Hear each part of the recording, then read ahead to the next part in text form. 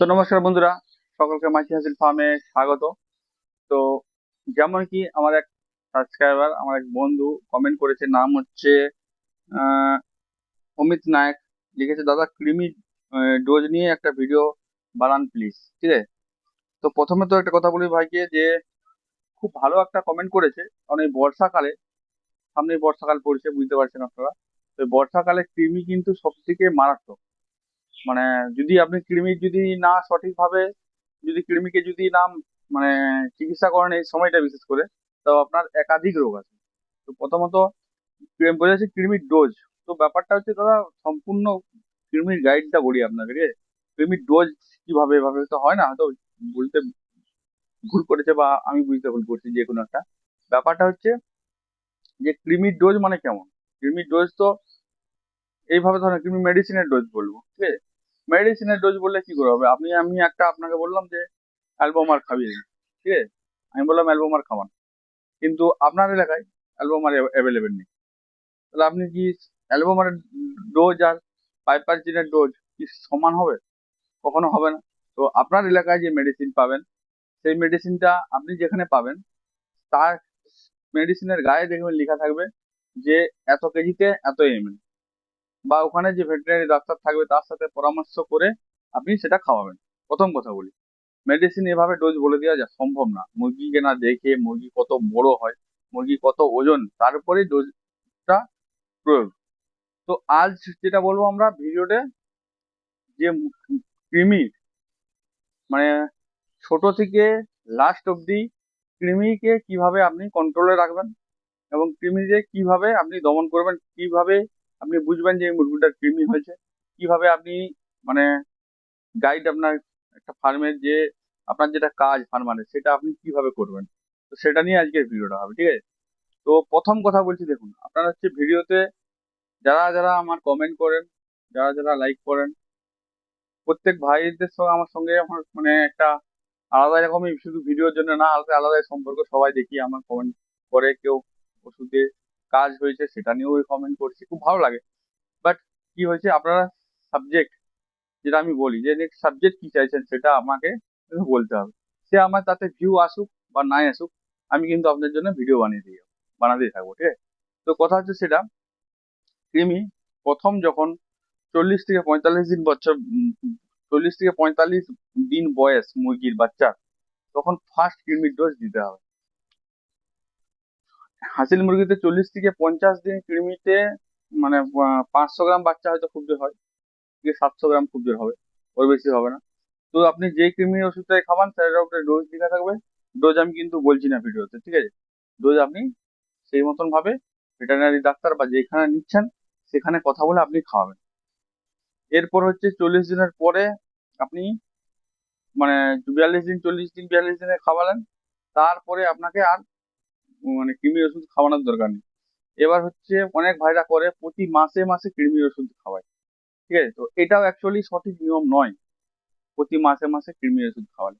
এবার কৃমির ওষুধ খাওয়ানোর আগে কয়েকটা মানে জিনিস আপনাকে সিস্টেম রাখতে হবে, ফলো। যদি সেটা না করেন, তাহলে কিন্তু কৃমি ওষুধ খাবিয়ে কিন্তু আপনি উপকারের থেকে আপনি, আপনার ক্ষতি বেশি হবে। যেমন বলছি আপনাকে, কৃমির ওষুধ খাওয়ানোর আগে এবং পরে লিভার টনিক অবশ্যই খাওয়াতে হবে। যদি লিভার টনিক আপনি না খাওয়ান, তাহলে কৃমি ওষুধটা যে দিবেন তারপর থেকে মুরগির খাওয়া দাওয়া কিন্তু বন্ধ হয়ে যাবে। ঠিক আছে? কারণ কৃমিটা সরাসরি লিভারের উপর ইফেক্ট করে। ঠিক আছে? ওষুধটা। এরপরে হচ্ছে কৃমির ওষুধ যদি ডাইরেক্ট, মানে যে ওষুধটা স্টলটা আছে, যে স্টলটা ভিতরে আছে, সেই ওষুধটা যদি আপনি ডাইরেক্ট মুরগির মুখে দেন জলবিহীন, তাহলে কিন্তু মুরগি কিন্তু আপনার খাওয়া দাওয়া বন্ধ করে দেবে। ওই জন্য আমি সবসময় বলি যে মুরগি ওষুধ ধরুন আপনি 5 ml দিলেন, কমসে কম 1 ml অন্তত ওর সাথে জল মিশান। ঠিক আছে? এক অন্তত 1 ml ওর সাথে জল মিশান, তাতে ওই ভাবটা যেটা সেটা কেটে যায়। ঠিক আছে? আপনার আমি যদি বলি, আমি সবসময় করি, যেটা ডোজ ধরুন আমার 10 ফোঁটা একটা মুরগিকে দিতে হবে, সেখানে আমি 20 ফোঁটা দেবো, কিন্তু 5 ml ওষুধ, তো 5 ml শুদ্ধ জল দিলাম তার সাথে। ঠিক আছে? যে ওষুধটা আমি, যেই মুরগিটাকে আমি 10 ফোঁটা দেওয়ার কথা, সেটাকে আমি সেই জায়গায় 20 ফোঁটা দেবো। জলটা যেহেতু দিয়েছি, কিন্তু আমি জল মিশিয়ে দিই, যাতে আমার কোনোদিন কোনো অসুবিধা হয় না। তো আপনাদেরকেও বলবো যে ওষুধ না দিয়ে আপনি জলের ওষুধ দিবেন। আর অনেক ভাইরা করে একটা বড় ফাইল কিনে নিয়ে চলে এলো কৃমির, ওটা আজীবন চলছে। ও তো হবে না দাদা। কৃমি একটা এমন জিনিস, ঠিক আছে, আপনি যদি না চেঞ্জ করে করে খাওয়ান, মানে আমি যেমন বলেছি যে প্রতি 40 দিনের পরে প্রতি 2 মাস অন্তর অন্তর আপনাকে কৃমির ওষুধ খাওয়াতে হবে, 2 মাস আড়াই মাস অন্তর অন্তর। তো এই 2 মাস আড়াই মাস অন্তর অন্তর আপনাকে কোম্পানি চেঞ্জ করে করে খাওয়াতে হবে। মানে রাম কোম্পানি খাওয়ালে তো পরে আবার শাম খাওয়াতে হবে, শাম খাওয়ালে তো পরে আবার রাম খাওয়াতে হবে, এরকম ভাবে চেঞ্জ করে করে খাওয়াতে হবে, তাহলে ওটাই কাজ সব দিকে রেজাল্ট বেশি পাবে। ঠিক আছে।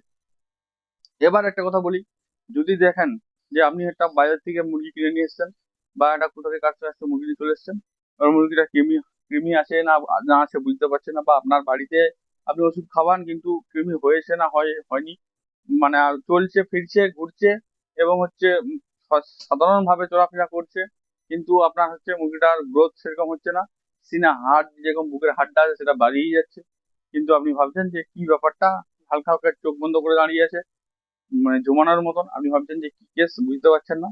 তো প্রথমত শুনুন, যদি দেখেন যে খাবার খাচ্ছে কিন্তু ওজন বাড়ছে না, মুখের বুকের যে সিনাটা হাড়টা বাড়িয়ে যাচ্ছে, তাহলে প্রথম কথা ওটা কৃমি অ্যাটাক। পায়খানাতে দেখবে মানে একটু নজর দিবেন, কনফার্ম কৃমি পায়খানা দিয়ে বেরোচ্ছে। এবার যখন কৃমি হয়ে যাবে অতিরিক্ত, তখন কিন্তু একবার ডোজে কিন্তু কাজ হয় না।